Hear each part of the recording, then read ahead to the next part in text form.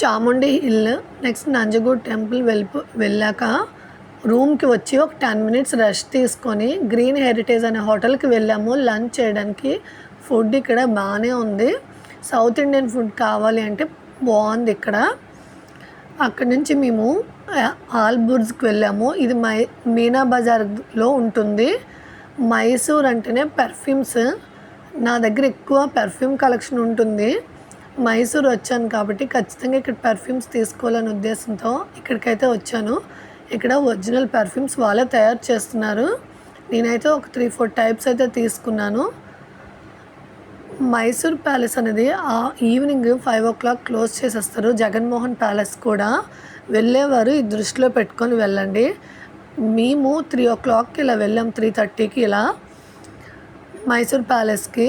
మైసూర్ ప్యాలెస్లో నాణ్యాలు అమ్ముతున్నారు, పాతకాలం నాణ్యాలు.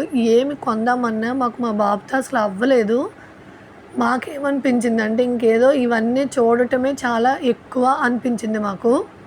ఎందుకంటే చిన్నపిల్లడు కదా, కోఆపరేట్ చేయటానికి తనకి కూడా ఇబ్బందిగా ఉంటుంది, బాబుకి కూడా. ఎందుకంటే ఆడుకునే పిల్లడు ఒక దగ్గర ఉండడు. ఇంకా మైసూర్ ప్యాలెస్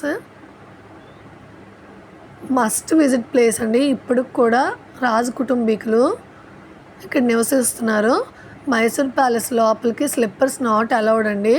మేము అక్కడి నుంచి జగన్మోహన్ ప్యాలెస్కి అయితే వెళ్ళాము. మేము వెళ్ళేటప్పటికి క్లోజ్ చేసేసి ఉంది.